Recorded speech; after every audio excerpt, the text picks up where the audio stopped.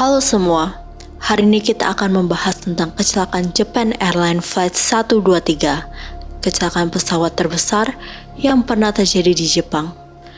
Tentunya ini mengejutkan sekali karena tingkat quality control Jepang terkenal sangat bagus. Kok bisa terjadi kecelakaan seperti ini? Mau tahu ceritanya? Yuk kita sama-sama nonton video ini.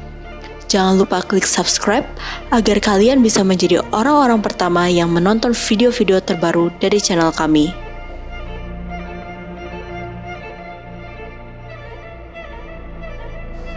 Agustus 1985, Japan Airlines Flight 123, pesawat dengan tipe Boeing 747-146SR, lepas landas dari Haneda International Airport Tokyo menuju Itami International Airport Osaka. Penerbangan ini dipimpin oleh pilot Masami Takahama yang pada saat itu berusia 49 tahun dan memiliki 12.000 jam terbang. Ditemani oleh co-pilot Yutaka Sasaki, 39 tahun dengan 4.000 jam terbang, serta mekanik udara Hiroshi Fukuda, 46 tahun yang memiliki 9.800 jam terbang. Pesawat ini mengangkut 15 awak dan 509 penumpang, termasuk di dalamnya seorang aktor dan penyanyi terkenal Kyu Sakamoto.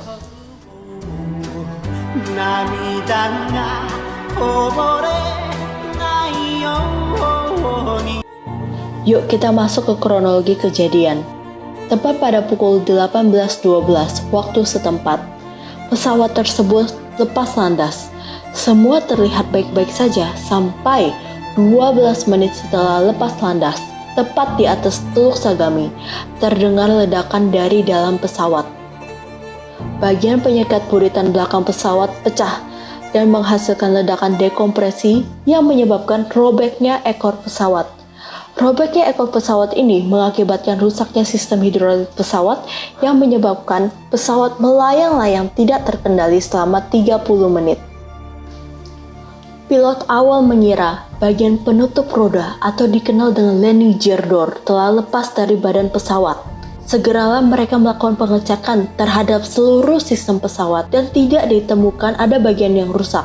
Mereka pun segera mengirimkan sinyal darurat ke petugas di darat.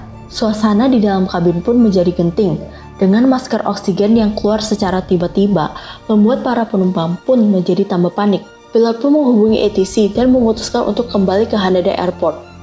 Pesawat pun sudah sangat sulit untuk dikontrol. Hidung pesawat kadang naik, kadang turun, kadang naik lagi dan turun lagi dan begitu seterusnya. ATC pun menghubungi mereka kembali dan menanyakan bagaimana kalau kalian mendaratkan pesawatnya di Nagoya. Namun pilot pun berkata tidak dan mereka mengatakan akan tetap mendaratkan pesawat ini di Haneda Airport karena menurut mereka Haneda adalah bandara yang besar dan tepat untuk mendaratkan pesawat jumbo tersebut. Suasana di dalam kabin pun menjadi tambah genting dengan ditambahnya level oksigen yang menurun membuat para penumpang sulit untuk bernafas. Suasana bertambah parah ketika beberapa masker oksigen habis oksigennya. Kru pesawat harus memberikan oksigen dari tabung botol oksigen. Angkatan Udara milik Amerika Serikat di Yokota mencoba menghubungi pesawat tersebut dan mempersilahkan untuk mendaratkan pesawatnya di pangkalan udara mereka, tapi tidak ada respon. Saat suasana semakin lebih mencekam, banyak yang menuliskan surat perpisahan jikalau mereka tidak selamat nantinya. Kapten pun memutuskan untuk mendaratkan pesawatnya di pangkalan udara Amerika Serikat di Yokota, tetapi sudah terlambat. Japan Airlines Flight 123 jatuh di Gunung Takamagahara setelah selama 30 menit tidak bisa dikontrol.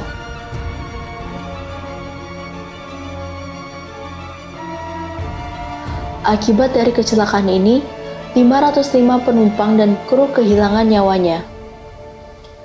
Kecelakaan ini terjadi pada musim liburan di Jepang, sehingga banyak penumpang yang sudah berencana untuk pulang ke kampung halaman masing-masing ataupun berlibur bersama keluarga mereka. Hanya ada 4 orang yang selamat. Pramugari Japan Airlines yang tengah cuti, Yumi Ichai, ia terjepit di antara kursi. Seorang ibu dan anaknya berusia 8 tahun, Hiroki Yoshizaki dan Mikiko Yoshizaki. Mereka terkurung di runtuhan badan pesawat. Dan yang terakhir, anak perempuan 12 tahun Keiko. Ia terlempar ke semak-semak. Keempatnya bahkan diketahui saat itu duduk dalam satu barisan yang sama di sebelah kiri bagian belakang pesawat.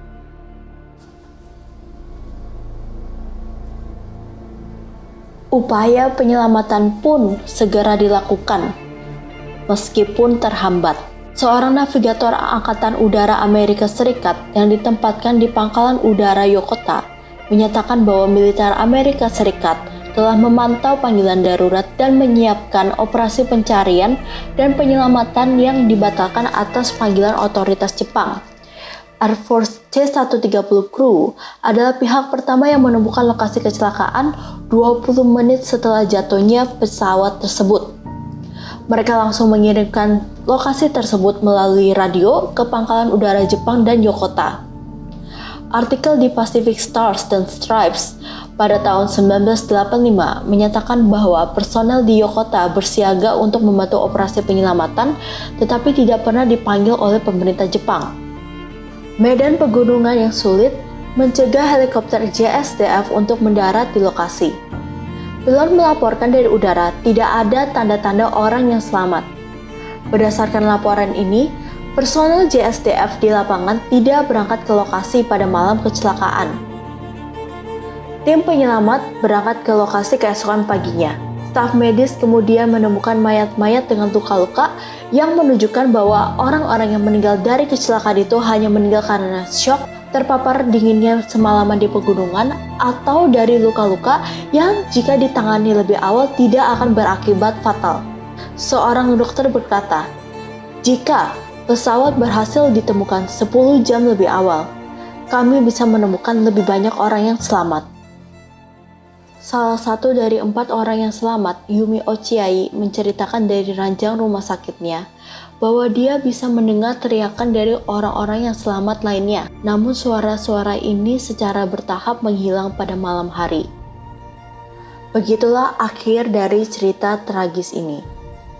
Berdasarkan saksi-saksi yang ada, andaikan penyelamatan dilakukan lebih awal, maka sebetulnya mungkin masih banyak lagi yang bisa diselamatkan. Semoga kejadian ini tidak akan pernah terjadi lagi dan keselamatan dunia aviasi semakin ditingkatkan. Sekian video dari kami. Jangan lupa like, komen, dan subscribe. Sampai jumpa di video selanjutnya.